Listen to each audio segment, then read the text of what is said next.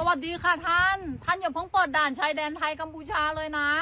ช่วยชาวสวนมะม่วงหน่อยเนี่ยมะม่วงราคาดีมากเลยไม่มีมะม่วงเขมรเข้ามามะม่วงไทยราคาดีขายดีมากๆเลยค่ะเนี่ยราคาดีที่สุดในรอบ10 ปีเลยนะคะท่านชาวสวนจะได้กำไรได้เงินกับเขาบ้างมะม่วงมันราคาถูกมาหลายปีเพราะเขมรมันส่งมะม่วงเข้ามาขายในไทยเยอะเหลือเกินนะคะท่านปิดด่านต่อไปอีกนะด่านชายแดนไทยกัมพูชานะท่านอย่าเพิ่งเปิดเลยนะขอร้องลาจากชาวสวนมะม่วงตาดำๆโถท่านตอนนี้เขมรนะครับทุกคนออกมาร้องขอให้ไทยช่วยนะครับเพราะว่ามะม่วงที่เขมรนี่ล้นตลาดล้นโรงงานครับทุกคนปกติเขมรจะส่งมะม่วงมาขายที่ประเทศไทยนะทีนี้มะม่วงมันระบายไม่ทันนะครับทุกคนเขมรก็นำไปเททิ้งเต็มเลยนะครับทุกคนแล้วก็ส่งนะครับเจ้าหน้าที่มาคุยให้ไทยเนี่ยเปิดชายแดนนะครับช่วยมาซื้อมะม่วงเนี่ยเข้ามาขายที่ไทยหน่อยช่วยเห็นใจเกษตรกรชาวเขมรตาดำๆหน่อยนะครับทุกคนนะดูดิทุกคนโอ้โหเนาะเอามะม่วงมาเททิ้งเต็มเลยทุกคนนะเพราะว่าปกตินี่ชาวเขมรน่ะจะแห่กันเอามะม่วงนี่เข้ามาขายที่ไทยนะครับทุกคนพอทีนี้นะครับไทยปิดด่านไทยสร้างกำแพงนะครับมะม่วงที่เขมรก็ขายไม่ออกทำยังไงครับทุกคนทีนี้ก็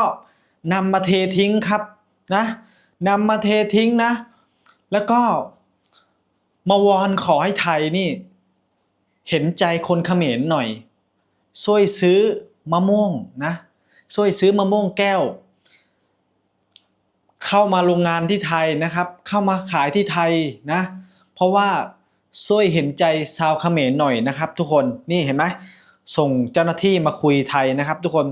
ร้องขอให้ไทยช่วยนะอยากให้ฝั่งไทยนี่มาซื้อมะม่วงเขมรนี่นะมาขายที่ไทยเพราะว่าที่เขมรมันขายไม่ออกทุกคนเพราะว่าปลูกเยอะเกินนะทีนี้เอามาขายในตลาดเขมรคนเขมรเขาก็ไม่ซื้อเนาะเพราะว่าคนเขมรเขาก็ไม่มีตังค์นะช่วงนี้ก็ย่ำแย่อยู่แล้วนะเศรษฐกิจมันย่ำแย่ไปหมดเพราะว่า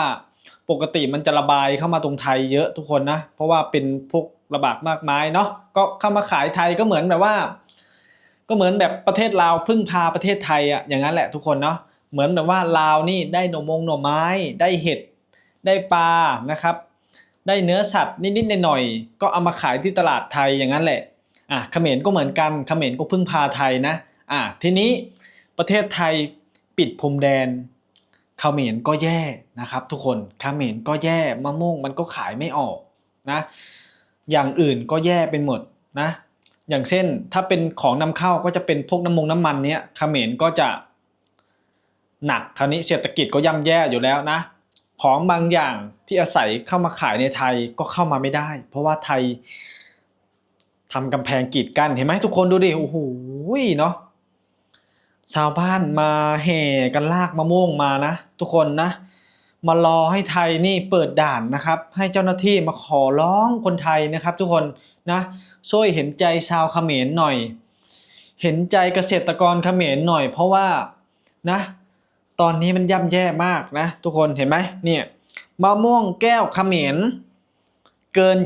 70% นะครับทุกคนนำเข้ามาขายที่ไทยเป็นส่วนใหญ่นะ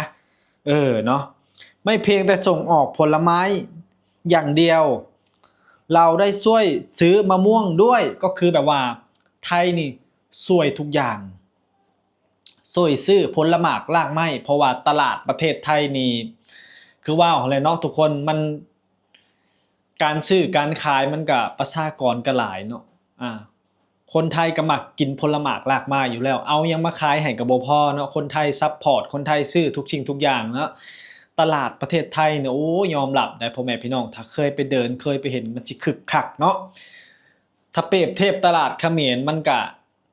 ประชาชนลากหญ้าส่วนหลายเนาะการค้าการขายประชากรมันก็บ่ได้คึกคักคือตลาดไทยพอมันระบายเข้ามาไทยบ่ได้เท่านี้เฮ็ดได้บัดนี้เนาะเน่าเสียถิ่มก็ได้เอาไปเทถิ่มตามข้างถอกข้างทางเนาะนะผลไม้บ่ว่าสิเป็นผักทองพ่อแม่พี่น้องเห็นบ่นี่ เขมรเกิดปัญหาพักทองล้นตลาด เนื่องจากส่งออกไปขายไทยไม่ได้คุณมาเน็ตปิดด่านเนาะจากคุณมาเน็ตจากไทยแหละเพราะว่าไทยก็บ่เอาเนาะตอนนี้พ่อแม่พี่น้องไทยก็ได้เฮ็ดกำแพงแล้วเนาะบ่ได้ว่าคุณมาเน็ตดอกประเทศไทยปิดกำแพงถาวรแล้วบ่ให้คนเขมรเข้ามาแล้วเนาะอยากขายก็ขายในประเทศเจ้าไปเนาะช่วงนี้มันก็เป็นโอกาสที่มะม่วงไทยเนาะพ่อแม่พี่น้องเนาะประชาชนคนไทยก็ปลูกมะม่วงหลายคือกันเนาะก็เป็นช่วงโอกาสช่วงนี้ก็ถือว่าโอกาสดีพ่อแม่พี่น้องบ่มีผลหมากรากไม้จากชาวเขมรเข้ามาก็อุดหนุนสินค้าไทยเนาะนี่พ่อแม่พี่น้องเนาะเป็นสิ่งที่ดีบ่พรก็สนับสนุนเนาะเพราะว่าบ่พรก็มักกินมะม่วงคือกันเนาะมะม่วงไทยก็อร่อยคือกันเนาะเพราะว่าไปตลาดก็ต้องซื้อมะม่วงมากินกับส้มกับหยังเนาะพ่อแม่พี่น้องโอ้เนาะซ่องอามะนะพ่อแม่พี่น้องเนาะนี่ป๊าตกเนาะถามว่าสงสารบอกก็สงสารอยู่แต่ก็คือมาระดับนี้ก็เนาะบ่ต้องไปสงสารแหละพ่อแม่พี่น้องเนาะถึงบ่พรสิสงสารนิดๆหน่อยๆเนาะนะประชาชนคนไทยเขาก็บ่สงสารเพราะว่าเขาฮู้นิสัยเขมรแล้วประชาชนคนไทยนี่เข็ดเนาะเข็ดกับการกระทำของเขมรพ่อแม่พี่น้องนี่แหละพ่อแม่พี่น้องเอ้ยเนาะค้าขายนำกันดีๆบ่มักเนาะมักแนวมันบ่ดีนะคิดสภาพเนาะคือแบบประเทศลาวนั่นแหละพ่อแม่พี่น้องโอ้ยเนาะถ้าว่าไปพิษไปเทงกันนี่ย่ำแย่ได้คนในเขตชายแดนเนาะคนที่เคยเข้ามาค้าขายเอาปูเอาปลาเอาเนื้อทรงเนื้อชัดมาขายนำเงินบาทเมื่อเล่งครอบครัวขวามมากก็ง่ายไปมากก็ง่ายถ้าเป็นเขมรแห้งง่ายแผ่นดินติดแผ่นดินบ่จะขามน้ำขามคลองมาเนาะอยู่กันดีๆบ่มักเนาะมักสร้างศัตรูนะมักสร้างศัตรูเป็นจังได๋บัดนี้มักม่วงเน่าขับตลาดเอาไปเทถิ่มเป็นเท่าไรตันเป็นเท่าไรโลดเนาะปกติน่ะหมู่บ้านเขตชายแดนมันก็อาศัยประเทศไทยเด้เพราะว่าแน่นอนเนาะประเทศไทยนี่การแบบว่าผลหมากรากไม้ประเทศไทยเวลามันนำเข้ามานี่เขาเจ้าสิไปแปรรูปหลายอย่างซึ่งประเทศไทยก็คือเฮาเว้าแหละเนาะประเทศไทยมันเจริญอุตสาหกรรมมันหลายอย่างพ่อแม่พี่น้องนำไปแปรรูปนำไปอบแห้งหลายอย่างเห็ดมะม่วงดอกมะม่วงดองนะประเทศไทยความคิดมันโรงงานมันหลายเห็ดมะม่วงดองส่งออกไปขายต่างประเทศส่งไปขายลาวเนาะส่งไปขายเวียดนามส่งไปขายประเทศนั้นประเทศนี้บัดนี้จากที่เคยปลูกเขามาขายประเทศไทยหลายๆมานี่ประเทศไทยบ่รับบ่รับเนาะทีนี้ก็เขมรก็ย่ำแย่บัดนี้มะม่วงมันเน่าหมดพ่อแม่พี่น้องเนาะก็เลยแบบว่าวอนให้ทางฝั่งไทยนี่เปิดด่านเนาะเพราะว่าอยากให้แม่ค้าชาวขายฝั่งไทยนี่มาซื้อเนาะถ้าขอได้ก็บ่ฮู้ว่าแม่ค้าชาวขายอยู่ไทยนี่สนับสนุนหรือบ่เนาะบ่พรย่านว่าคนไทยนี่บ่สนับสนุนแล้ว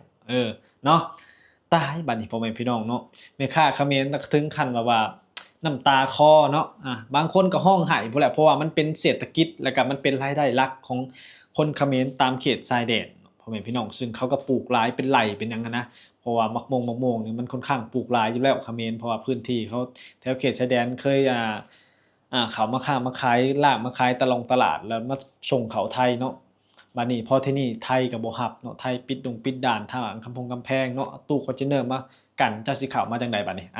เนาะเป็นจังได๋บัดนี้เนาะบ่ใช่ของไทยเนาะบ่กินของไทยเนาะเกลียดคนไทยพอเดือดร้อนเนาะก็มาบีบน้ำตาขอร้องชาวไทยให้ช่วยเหลือนี่แหละเขาบอกว่าน้ำตาจระเข้พ่อแม่พี่น้อง